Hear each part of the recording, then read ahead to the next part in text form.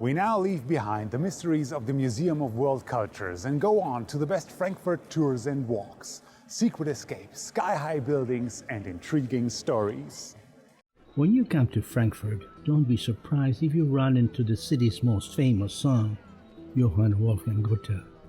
He was a writer, poet, novelist and playwright. He was born in this house on August 28, 1749. So what is he doing here in 21st century Frankfurt? Well, present-day Goethe is a historian who impersonates the famous writer as he takes visitors to explore Goethe's Frankfurt. Frankfurt was his town, and it always will be.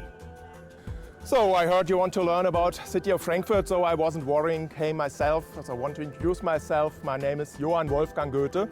All over the world, my name is Johann Wolfgang von Goethe, so I'm a nobleman. To make history fun, you have to have good ideas to present the history. And you go in costumes and make things like that, that people don't have the idea of being in school or in university. I had the idea after my study, I'm art historian, to tell the people, the citizens of Frankfurt about their own city, the history of their own city. This was first the agency of history. When most people hear the word history, they often think of boring classrooms and long lists of dates to remember. But history is a story. We all love stories. And in Frankfurt, a tour agency called Kulturothek offers 80 different historic walking tours that reflect the human side of the city. All right, so we are here in the Kulturothek Frankfurt Laden. It's a shop. We have everything connected with Frankfurt. Apple wine is really something very regional, local, and if you don't like the first one, give the second or third a try. It only gets better. So, welcome to Frankfurt, a window to the world. And you may know that Frankfurt still today is in the center of 3 wine harvesters areas. In old days, in my days, even also in Frankfurt wine was harvested. Goethe drank a bottle of wine per day, maybe sometimes 1.5 bottles of wine. Here we are now in Roman Square, our historical heart, and here, for example, over centuries the German emperors had become elected. So here in Roman Hall still today you can get married. And I was all the time very fancy for the girls. So, for example, for Maxi, Marianne, Lily.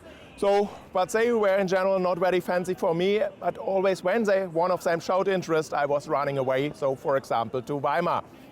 That was Maxi, my first love. She was very beautiful, as you can see. So then that was her daughter, Bettine. She was very fancy for me.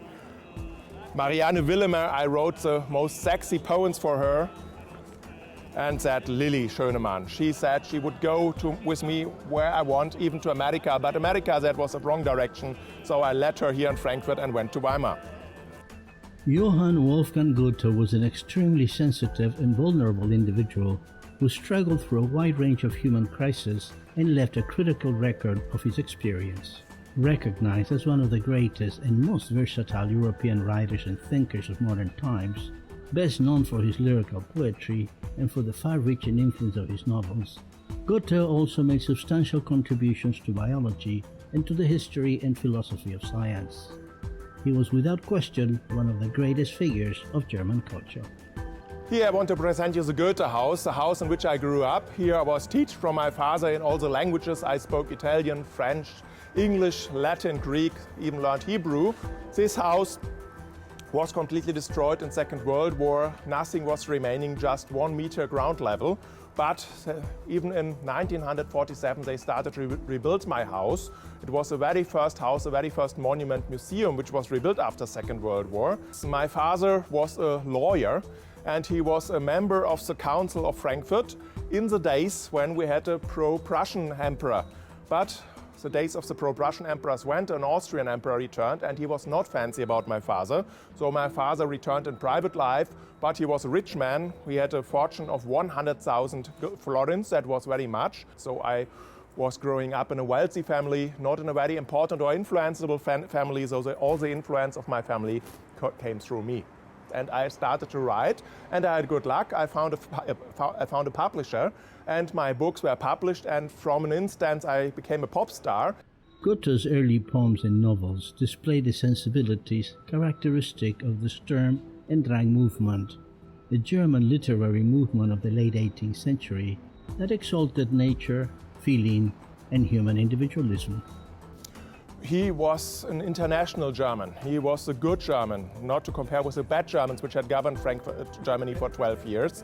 He was international. He was interested in all the things. He was interested not just in literature. He was interested in the arts, in geology, in geography. He was developing a color science. So he was an omnipresent being, and that is what Frankfurt is today. We are interested in everything and we don't say no to anything.